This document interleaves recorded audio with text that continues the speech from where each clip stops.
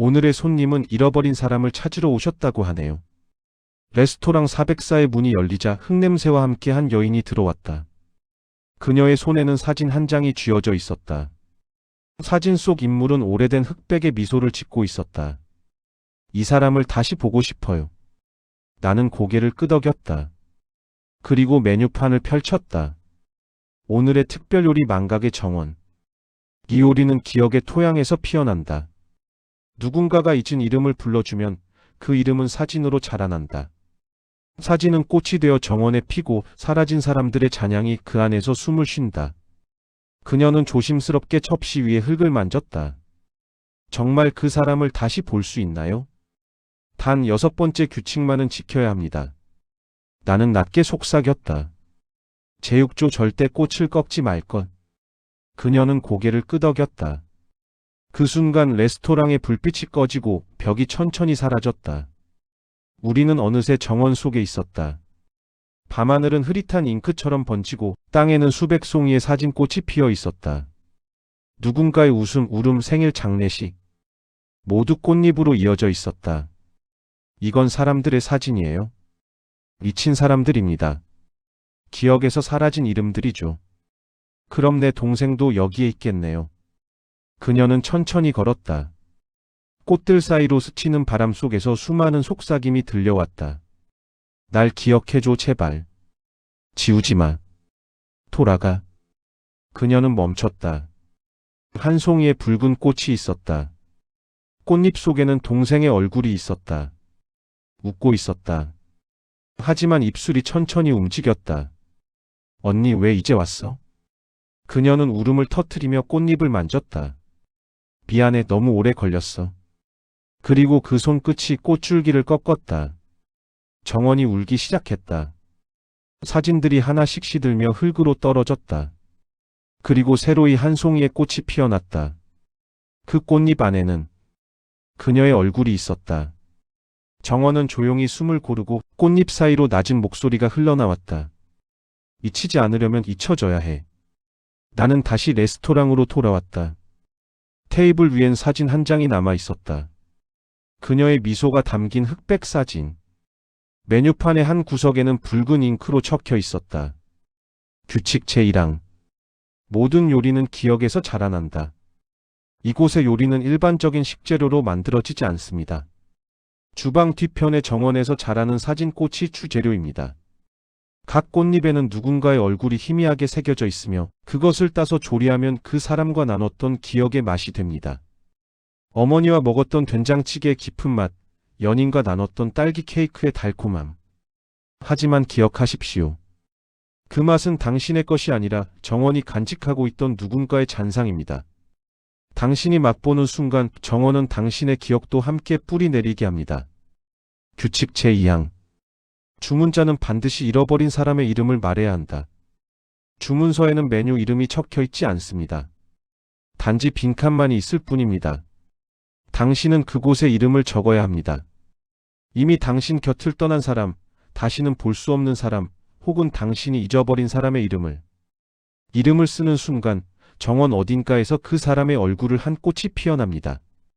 주방장은 그것을 따서 당신만을 위한 요리를 만듭니다.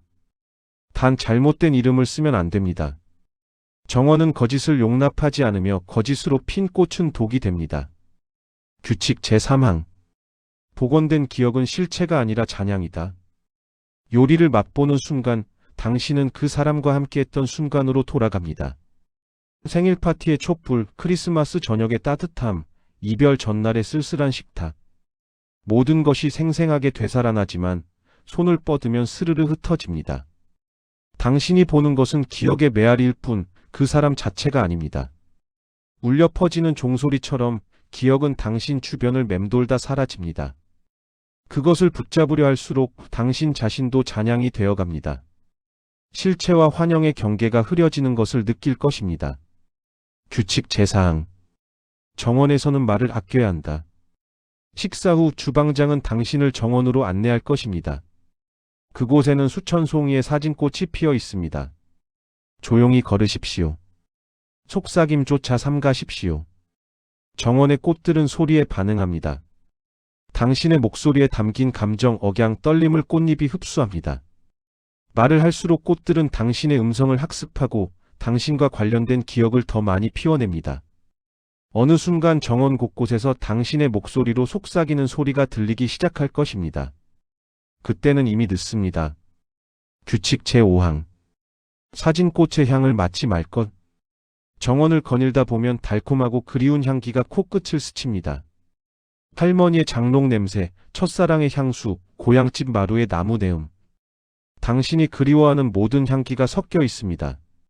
하지만 절대 깊이 들이마시지 마십시오. 그 향기는 미끼입니다.